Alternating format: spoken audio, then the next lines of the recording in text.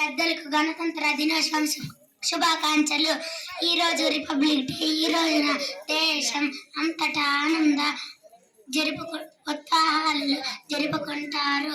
ఈ శుభదినంన పాఠశాలల్లో, ఆఫీసులలో జాతీయ జెండాను ఎగరవేసి జెండా వందనం చేస్తారు.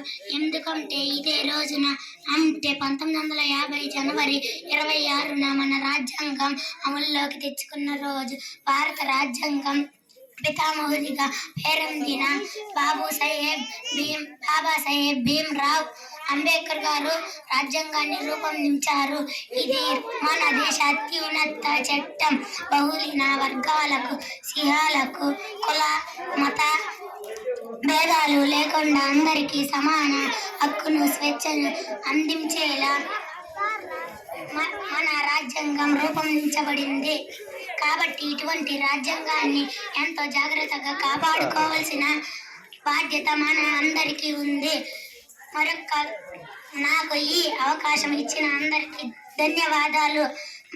మరొక్కసారి అందరికీ రిపబ్లిక్ డే శుభాకాంక్షలు.